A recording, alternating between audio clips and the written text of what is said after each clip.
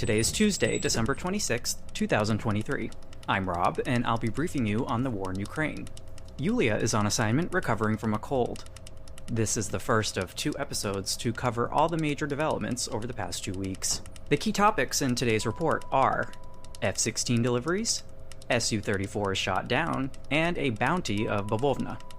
Let's dive into breaking news and developing stories.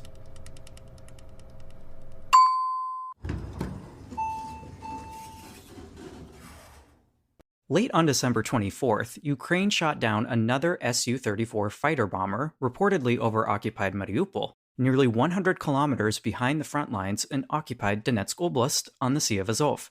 An advanced, highly maneuverable Su-30 air superiority fighter was reported to be hit over the Black Sea as well. The Su-30 jet may have fired a Kh-31P anti-radiation missile, potentially targeting a Patriot battery. 2 days before, Ukraine shot down 3 Su-34 fighter jets on a bombing run over occupied Kherson Oblast. A Kh-59 air-launched missile was shot down over Ukraine over Dnipropetrovsk Oblast on December 23rd, which is the first time we've recorded that happening. Ukraine clearly has new air defense capabilities, leading us to remember that Australia gave Ukraine an AWACS Aerial Reconnaissance and Airborne Command and Control Center earlier this year. What is that, you ask? This plane, which is operating out of Ramstein Air Base in Germany and is patrolling the skies over NATO, particularly over Hungary, Poland, and Romania, has advanced radar systems, which can pick up almost anything that moves in the sky that emits a radar signature. We speculate that the plane is transmitting this information to Ukrainian Patriot battery systems, allowing the AFU to detect and target enemy aircraft and missiles without revealing the location of the Patriot batteries. By the time the Patriot MIM-104 missile is en route to the target, it's too late for the enemy pilot to react. In fact, they're probably already dead in some cases, given how quickly the Patriot missiles can fly. Oh, and these missiles, they target the cockpit, making Russian claims that any pilots have been rescued really unlikely. Ukraine is now capable of achieving air superiority across nearly all of the occupied territories, with the possible exception of Crimea, for now. The major question is when that capability will turn into air superiority or even air supremacy. We estimate this will probably happen within the next 2 months, and especially if Congress passes the supplemental aid package in January when it returns from the holiday recess. The Netherlands announced last week that 18 F-16s would be sent to Ukraine within a week. So it's already this week, and we're waiting. The UK Ministry of Defense announced the first group of Ukrainian pilots had completed the first part of training and had gone on to Denmark to complete the training program. We're speculating that F-16s are highly likely to be in Ukraine already. We're just not sure when they'll take to the skies for the first time. There were unconfirmed reports 3 days ago that at least one nuclear-powered icebreaker is on fire in Murmansk, Russia. The Sevmoput, a commercial nuclear-powered icebreaker built in 1988, was reportedly on fire.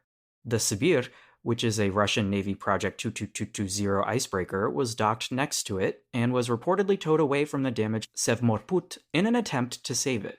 We're still waiting to confirm these reports.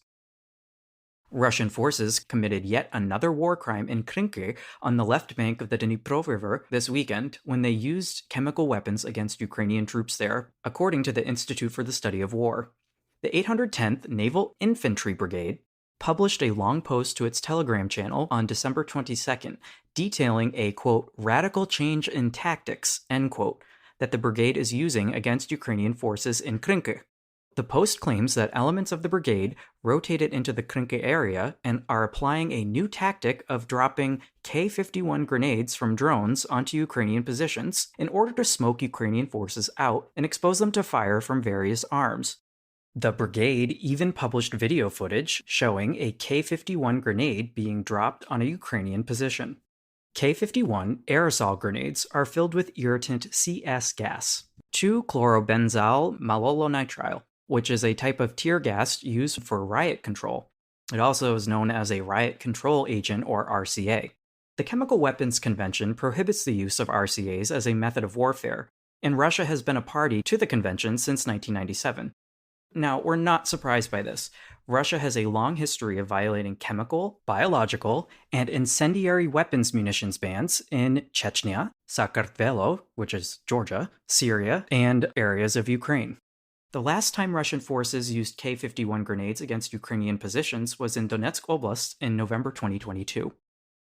The Air Force of Ukraine launched Storm Shadow or Scalp EG cruise missiles at Feodosia on the night of December 25th, destroying the landing ship Novocherkassk and killing at least 90 Russian crew members. The blast radius from the explosion was at least 600 meters and blew out the windows of businesses and the train station in the city. Satellite images released the next morning show another ship was likely damaged, but we couldn't identify which one it was at the time of this recording. The Russian MOD claimed that the ship was damaged, but pictures posted to the Crimean Wind Telegram channel clearly show the ship has been completely destroyed. Russia attacked the city of Kherson with a missile on Tuesday, killing a police lieutenant and injuring 140 civilians. We're still waiting for aerial glide bomb reports to see what exactly struck the city, but we believe there's a strong possibility the Tornado S, a type of multiple launch rocket system, was used in the attack. We also want to note that Russia has a tendency to exact revenge on civilians in cities that are seen or perceived to resist Russian occupation. We're seeing this even today in Mariupol, which, in 2014, was liberated by Ukrainian forces before falling under Russian control in 2022. The city of Kherson was liberated by Ukraine late last year, and the surrounding oblast is where Ukraine took out 3 Su-34 fighter jets on Friday. The Foreign Affairs Committee in the Turkish parliament approved Sweden's NATO bid, setting up a vote in the full parliament at some point in the future. In an autocracy like Turkey, nothing happens without President/dictator Recep Tayyip Erdogan's approval. The full vote hasn't been scheduled yet. Once ratified, Hungary will be the last country blocking Sweden from joining the alliance. Prick of a prestidigitator and principal provincial peasant, and Hungarian Prime Minister Viktor Orbán has said there isn't a lot of will among Hungarian lawmakers to ratify Sweden's joining the alliance. But he also said Hungary wouldn't be the last one to do so. Okay, pues tengo una pregunta aquí. When is NATO going to get rid of this dude? Because as an American, I don't want to be paying for Hungary's defense if he's going to hold us over a barrel like this. They need to figure that out. Sweden also announced today that it's been training Ukrainian pilots on its Gripen fighter jets since at least August. This is a huge blow to the Kremlin. The Gripens are designed to function in all weather and on the very short runways of the Swedish taiga. With the F-16s, the addition of Gripens would make Ukraine one of the premier air forces in Europe. Now, the line of contact.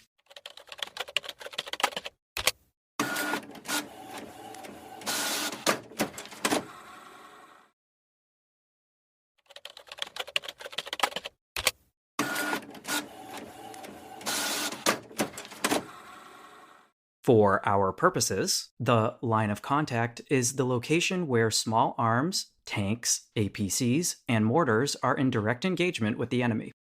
The General Staff of the Armed Forces of Ukraine releases a daily report at 6 a.m. each morning that includes a breakdown of Russian losses for the past 24 hours. From Saturday, December 16th through Tuesday, December 26th, the Russians lost 11,070 personnel, 193 tanks, 302 armored personnel carriers, 267 artillery systems, 14 multiple launch rocket systems, 9 air defense systems or their components, 5 aircraft, 1 warship, 232 tactical operational UAVs, 9 cruise missiles, 430 various tactical military vehicles including fuel trucks, cargo vehicles, and light utility vehicles, and 50 pieces of special equipment. The General Staff also reported 955 combat engagements, along with 1,230 incidents of shelling in settlements in Chernihiv, Sumy, Kharkiv, Luhansk, Donetsk, Mykolaiv, Zaporizhia, Kherson, and Dnipropetrovsk oblasts. Ukraine's Air Defense Force has been really busy. From December 2nd through December 26th, they knocked out 337 out of 375, or 90%, of Shahed 131-136 kamikaze drones, 14 out of 20 Kh-101, Kh-55 cruise missiles, 2 out of 3 Kinjal, or Kh-47M2 cruise missiles, 14 out of 21 Kh-59 short-range cruise missiles, 8 out of 8 Iskander-M ballistic missiles, 5 out of 8 Iskander-K ballistic missiles, 5 out of 8 S-400 anti-aircraft missiles used in a ground attack, 4 out of 10 Kh-31P anti-radiation missiles, and as far as we know, none of the S-300 anti-aircraft missiles used in a ground attack. All the Kh-31P air-launched anti-radiation missiles were destroyed after the 3 Su-34 jets were shot down over Kherson. Russia also lobbed 738 guided aerial bombs at Ukraine over the same time period, but none were lobbed at Kherson after the jets were shot down. The AFU shot down not 1, not 2, but 3 Su-34 fighter jets in one day. The jets were likely brought down by a PAC-2 Patriot missile over the Russian-occupied cities of Kalanchak and Chaplinka, about 50 to 60 kilometers southwest of Oleshke. Russian sources posted images of bloody oxygen masks and parachutes, and also said that there were fatalities. We're not very confident that anyone survived their encounter with Western anti-aircraft technology, despite Russian reports that they did. During his evening address, President Zelensky said, quote, "Thank you to our soldiers who destroyed 3 Russian SUs at once in the southern direction in our Kherson region," unquote, and credited the Odesa anti-aircraft missile brigade. The downing of 3 Su-34 fighter jets in a single day is a huge loss for the Russian military. These jets are 4th-generation fighters and are the most, advanced fighter bombers the Russians have. According to the Oryx database, just 21 of the aircraft have been destroyed since the full-scale invasion began, and it's estimated that only 200 were in existence as of February 2020. At a cost of around $50 million each, Russia won't be able to replace them or the pilots very easily, if at all. The fighters are most frequently used to drop aerial glide bombs on Ukrainian positions and civilians. Ukraine can move the Patriot battery to other locations heavily targeted by the Russians, like Kupiansk or Avdiivka, and the Su-34's huge radar signature will make them pretty easy targets. On December 22nd, Russia retaliated for downing the jets by firing 6 S-400 anti-aircraft missiles or Iskander-M ballistic missiles at Free Kherson from the area still under Russian occupation. Yuri Ihnat explained how Ukraine downed the jets on December 23rd, saying they took the planes out in a similar fashion as during the so-called Bryansk massacres earlier this year. He said, quote, "Lightning fast and with high precision, just the way the Air Force commander prefers." This is not the first time. It happened twice on the Bryansk front and in Odesa Oblast, where the enemy was caught by surprise. The occupiers are already confirming it in their channels, wishing the Russian pilots an eternal flight. They say that they even managed to save someone from the scene. Well, actually, they got cocky, came closer, tried to strike our troops with guided bombs deeper in defense positions. You know that 500-kilogram guided aerial bombs can fly 20 to 25 kilometers into the depth of our defenses, or 70 kilometers in total. But when you want to strike and are itching to strike, you have to fly closer. They took a risk, unsuccessfully. Hopefully, the Russians will take more such risks, and we will see more downed Russian Sushki. Unquote. The Russians, who care deeply about aviation losses, will have to respond by keeping aircraft further away from the line of contact. Ukraine demonstrated that it has the ability to strike deep into occupied Kherson and Donetsk. In fact, it struck so far into occupied Kherson that the airspace is effectively closed down through the border with occupied Krim, otherwise known by its wrong name, Crimea. Another unseen enemy is plaguing Russian troops along the line of contact. Rats. And no, not the humankind. Actual rats. And the actual plague. In its December 23rd Ministry of Defense intelligence update, the UK MOD stated that both Ukrainian and Russian troops have been suffering from an overwhelming influx of rats and mice in some parts of the contact line in recent weeks. The UK MOD confirmed the Ukrainian Military Intelligence, or HUR's, report from December 20th, which confirmed that Russian rats are suffering from rat bite fever, especially around Kupiansk. The streptococcal infection spread in this area because Russian soldiers' complaints were ignored by their commanders, who thought they just wanted to get out of fighting. This year's mild autumn, coupled with ample food left from fields uncultivated due to hostilities, has likely fueled the growth in the rodent population. As the weather turns colder, the animals are likely seeking shelter in military vehicles and defensive positions, and may worsen the morale of both combatants in the field. Furthermore, the rats pose a danger to military equipment by chewing through cables, as was recorded in the same area during World War II. Unverified reports indicate that Russian troops may be suffering from a rise in illnesses that they blame on the rodents, including high fevers, vomiting, weakness, fatigue, and diarrhea. Ugh, that is a literal bummer. Speaking of rodent menaces, the UK MOD intel update back on December 17th said that Russian Storm Z penal units were being returned to the front, battered, bloody, and broken. Storm Z troops are returning to combat with untreated wounds, including amputations, due to minimal medical care. Convict recruits face even worse conditions than those who aren't trying to wipe their slate clean by serving in a death squad. Apparently, prison recruits often lack the paperwork required to access military hospitals, which must be a prison in and of itself. Beyond the obvious deleterious effects in the battle space of returning convicts with unhealed amputations to fight, this practice will also transfer administrative and medical burden back to the troops' home units. All these casualties are starting to have a big impact on Russia's ability to just send more meat into the grinder. The AFU is digging in and holding on in preparation for a long winter along the line of contact, according to the UK MOD intel update from December 20th. The AFU is executing a concerted effort to improve field fortifications along the front as it pivots to a more defensive posture.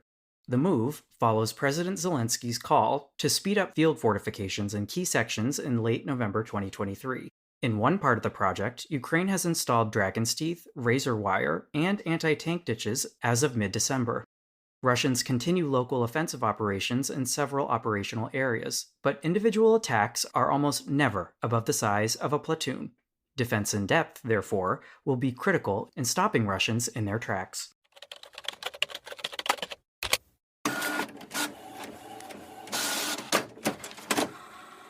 Russians continue to try to make advances around Kupiansk and take the city. The first step in doing so is capturing the settlement of Sinkivka, which would block supplies from getting to and from Kupiansk. For several days, Russians have tried to advance into Sinkivka, but were repulsed by elements of Ukraine's 14th Mechanized Brigade, which released a video of successfully blasting the Russians to smithereens last week. Fighting continued southwest of Pershotrevneve and in the area between Ivankivka and Yahidne. Moving south now along the Donetsk-Luhansk Oblast border east of Kreminna. Video emerged showing Russians assaulting Yempolivka with armor and infantry, and trying to move north towards Terne. In the Serebryansky Nature Reserve to the south, Ukrainian forces were conducting a counteroffensive just east of the settlement of Dibrova. And in Lysychansk, Russian forces have continued sending DRG units, that's a reconnaissance unit, east of the settlement of Bilohorivka, but have so far failed to make any gains there. Russians also made gains east of Siversk, where Ukrainian forces withdrew from positions near the T-1302 highway east of Spirna. Russians have been trying to advance in the Spirna area since, well, the full-scale invasion began, and have suffered catastrophic losses in this area. Russians have also made small gains to the north and south of Bakhmut that are of little strategic significance. Intense positional fighting continued north and east of Bohdanivka along the T-506 highway in Kromova, where Russians made gains. Ukrainian forces went on the offensive east of Ivanivske. South of Bakhmut, we visit our old friend Klishchiivka, where fighting still continues. Ukraine is successfully defending their positions in the north and southwest of the settlement and are struggling to hold positions east of Andriivka. Ukrainian commanders stated on December 20th that Russia is deploying its most combat-capable troops from the VDV, that's the so-called elite airborne units, naval infantry units, along with supplemental Storm Z and Storm V penal assault units around Bakhmut, likely to take the city of Chasiv Yar about 10 kilometers to the east of Bakhmut. Why Chasiv Yar, and why the uptick in infantry, armored vehicles, and aviation activity there? Well, because the Russians are trying to seize some basements so they can spend the winter there instead of spending it in a trench. AFU Land Forces said on its telegram on December 20th that it will not afford Russia this luxury, as it shouldn't, because Ukraine has the most premium of luxurious basements. No, seriously. The parking garage/air raid shelter we used in Kyiv had complimentary guest Wi-Fi. Moving down, and a little bit further southeast of Toretsk, Ukrainian forces conducted reconnaissance missions in Pivdene, south of Shuma.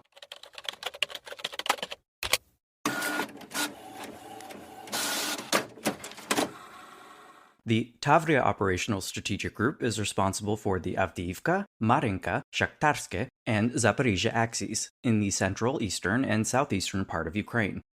Avdiivka, where the most intense fighting along the entire contact line is occurring, continues to be a focal point for the Russians, who are dedicated to take the city no matter the cost.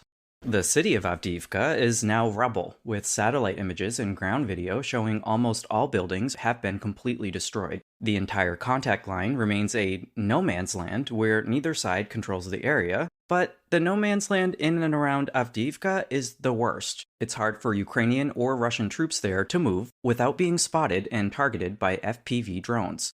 Electronic warfare is active, and both sides are now rationing artillery ammunition. We'll start north of the city, in the Krasnohorivka Plateau. Russians continued their slow and steady advance with not much strategic advantage resulting from their tactical gains. They advanced northwest of Krasnohorivka towards Ocheretine, Novokalanova, and Novobakhmutivka along the railroad grade north of Stepove. Bradley IFVs in the Ukrainian 47th Motor Infantry Brigade are inflicting massive casualties on the Russian troops trying to advance there. Extremely intense fighting is ongoing northeast of the Avdiivka coke plant and around the wastewater treatment plant in the city of Avdiivka itself. Intense fighting continues in the industrial zone in the southeastern part of Avdiivka. Russian forces have been able to push Ukrainian forces out of the area, but haven't been able to consolidate their positions. South of Avdiivka, Russians have continued their assaults between Vodyane and Sieverne, east of Pervomaiske. Ah, our favorite town, with Ukrainian troops making marginal gains south of Sieverne. A geolocated video posted to the Operativno ZSU Telegram channel showed Ukrainian troops inspecting recently destroyed Russian armor there. Nice.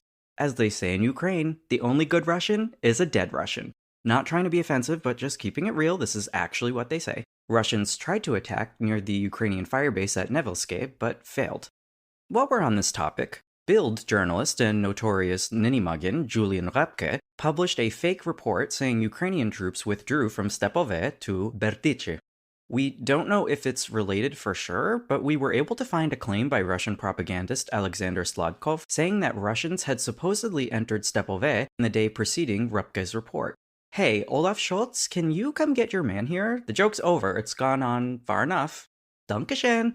Moving south and west along the contact line now, starting in Marinka. Ukrainian forces still hold a portion of northwestern Marinka, with Russians still attempting to advance towards Volbydia without success. South of Vuhledar, Ukraine is facing a very difficult situation, although the 79th Air Assault Brigade was able to push Russians back from the administrative border of Novomikhailivka. A few days ago, Russians showed their disdain for operational security by posting a video on Telegram showing a modified MT-LB tracked armored vehicle operated by remote control using a first-person drone as a camera system that tried to attack Ukrainian troops just east of Novomikhailivka.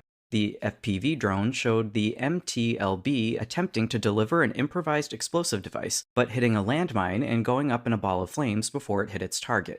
We assess that the use of vehicle-borne IEDs indicates a deficiency in combat potential around Avdiivka, Marinka, and Vuhledar, and have, in the past, indicated the imminent culmination of an attack. Fighting is ongoing in the areas south of Orikhiv, west of Verbove, and Novoprokopivka, and south of Robotine in Zaporizhia Oblast. Russians struck the city of Zaporizhia itself, which is about 30 kilometers from the contact line, with ballistic S-300 missiles during the day on December 21st. The offensive south of Orikhiv has now officially culminated, with the general staff not reporting any offensive activity in the direction of Melitopol for the first time since late August starting on December 24th.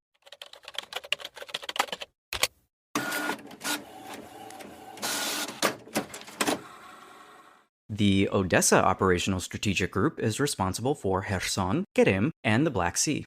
In Kherson, the small bridgehead established by AFU Marines is still holding on in Krynke. On December 20th, Russians attacked their own troops in this area using a Grad rocket, and another Russian laid on top of a kamikaze drone that was shot down, blowing up his face, eyes, nose, and arms. Yuck. Yeah, so I found that video and watched it, and it was pretty gory. Viewer discretion is advised. A video was also posted to Telegram of the Ukrainian 59th Motorized Rifle Brigade destroying a fully loaded Russian TOS-1A Sielnetspyok 220mm MLRS outside of Krinky, which is the third in 2 weeks there. Another video posted by Ukrainian sources showed AFU forces dropping a grenade into a chimney of a home where Russian forces were hiding. And another set of pictures in Kherson showed no less than 21 dead, dying, abandoned, and or wounded Russian soldiers in the area southeast of Krinky. I had to count those, and yeah, they're not as gory as the first video, but they're also not that great.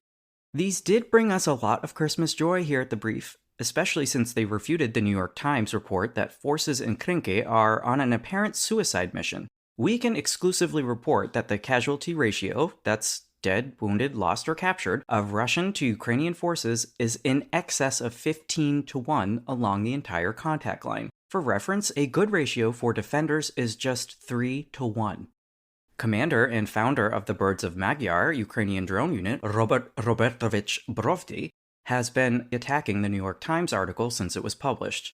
The article, titled, quote, "Ukrainian Marines on Suicide Mission in Crossing the Dnipro River," unquote, was written by Carlotta Gal and was published in the New York Times on December 16th. A quick note here, one of the things that I do when I see these articles that have been critical of Ukraine, or almost any article in fact, is to check whether the writers or editors have any ties to Russia. And I've never gone wrong in doing so. Carlotta Gall is a Nepo baby whose daddy was a prominent war correspondent, and she started her career in 1994 at, drumroll please, the Moscow Times in Moscow. The story was entirely based on narratives from frontline soldiers who were granted anonymity, and commanders and military leaders declined to comment for the story. Since Ukraine shot down those 3 Su-34s, no guided aerial bombs were dropped on Kherson, which is the first time since we started keeping track here at The Brief. No Kh-59 air-launched missiles were launched at Free Kherson either. This strategic success would have been a lot more difficult had the AFU not pushed the line of contact back past the left or east bank of the Dnipro River. Oh, and the comments on the story on New York Times' website are basically all Russian propaganda talking points, like the war is over, Russia must negotiate, and the US spends too much money on Ukraine. Don't fall for the propaganda, folks. Commander Brovdy released a lengthy video on YouTube on December 18th, directly criticizing the Times article as biased, and worse, amplifying Russian propaganda during a time when further US aid to Ukraine is being questioned. He pointed out that the Russian 104th Airborne Assault Dopes-on-a-Rope VDV Regiment was combat destroyed, and remains of the Naval Infantry Brigade of the Black Sea Fleet were all but wiped out.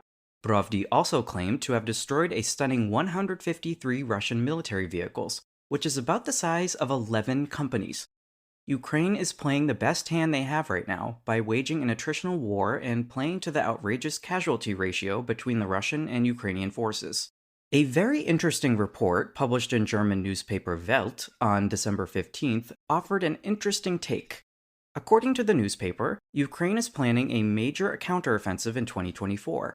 Their evidence? 1.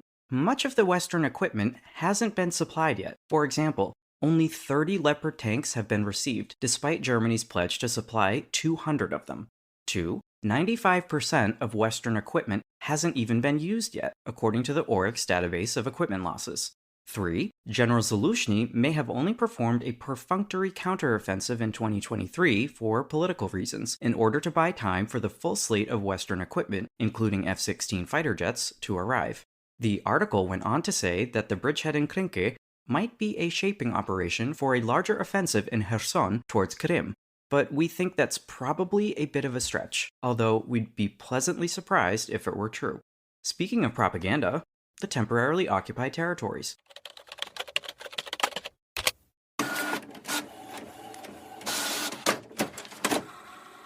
Ukraine has been busy begetting and bringing about Bavovna. On December 21st, Ukraine struck the operational headquarters of the Sparta Battalion in occupied Donetsk with HIMARS, with video after the attack clearly showing ammunition cooking off. That same day, a gas pipeline exploded in occupied Makivka, sparking a major fire and knocking out natural gas service to the settlement.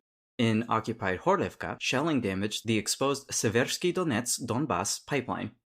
Several weeks of bad weather, including an ice storm, hit Donetsk over the past 2 weeks, and over 100,000 subscribers remain without power, heat, and water, going on 10 days. The occupation authorities declared a state of emergency as frustration mounts there. Aw, sad.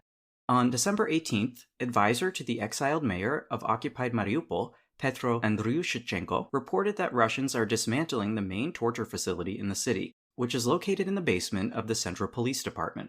One of the symbols of the Mariupol tragedy was the drama theater, which became the largest shelter in the city, housing thousands of local families. The facility was clearly marked from the air as a shelter, both on the roof and on the street outside, with markings showing children were inside. On September 16, 2022, Russian fighter jets purposefully bombed it, killing hundreds of people trapped inside the theater. They then leveled the theater and are constructing a new one to conceal evidence of their war crimes. In Zaporizhia, the AFU struck the city administration building used by the Russian occupation authorities and occupied Tokmak, likely with HIMARS. On Wednesday, 6 powerful explosions were reported on Telegram near the Zaporizhia nuclear power plant, where the Russian occupiers continued to install 4 more diesel-powered boilers to create additional steam to support plant operations. The Russians also blocked inspectors from the International Atomic Energy Agency from accessing the roofs on reactors 1, 5, and 6 for security purposes, and has blocked IAEA inspectors from accessing all 6 reactor turbine halls since October. The power lines to the plant have been cut on and off since the Russians destroyed the Novakhovka Dam back in June. In Krim, better known by its oft-used incorrect name, Crimea, there is a ton of activity to report.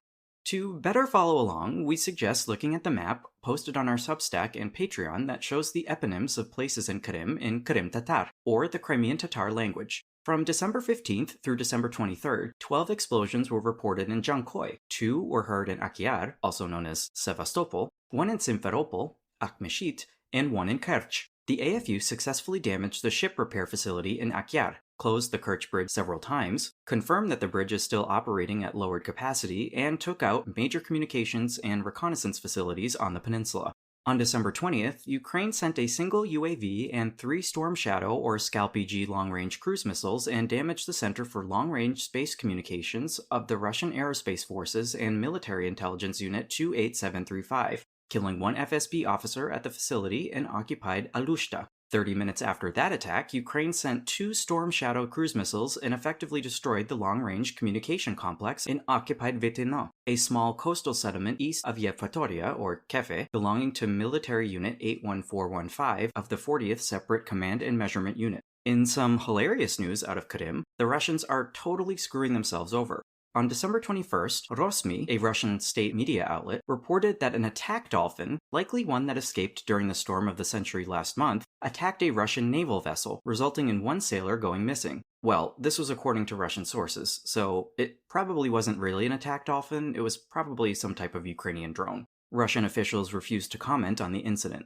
On December 21st, an S-400 Triumph air defense system fired 3 missiles into the air at ghost targets, with 2 exploding in the air and 1 crashing back down to the ground. We assessed that the misfire was due to electronic warfare or a serious radar malfunction. At a supposed cost of $1.2 billion, one would think they would have gotten more for their money. Staying with Krim here for a little bit.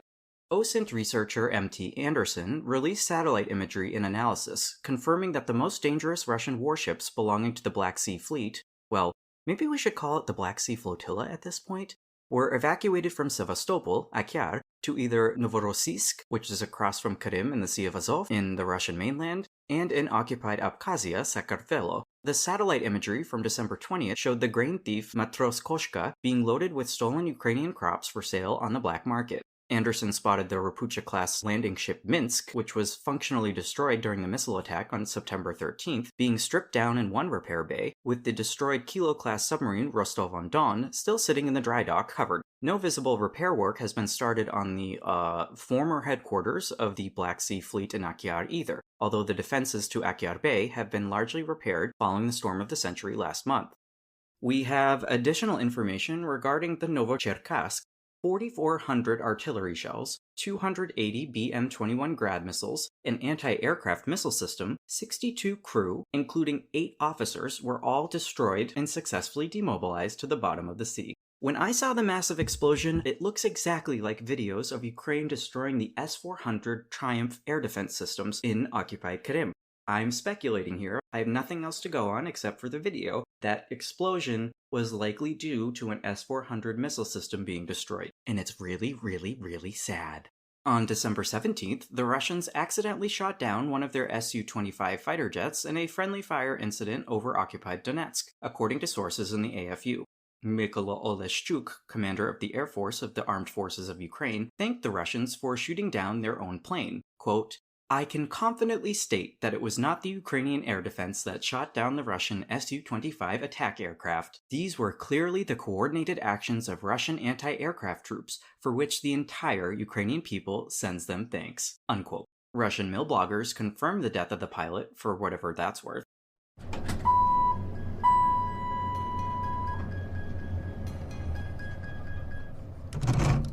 And that concludes part 1 of our multi-part brief for today. We'll convene again tomorrow. In the meantime, remember to check your sources and don't fall for propaganda. Join us on YouTube and TikTok for more Ukraine content and live news reports, and if you haven't already, don't just consider, but subscribe to our work on Substack or Patreon. It helps us a lot. Bye-bye!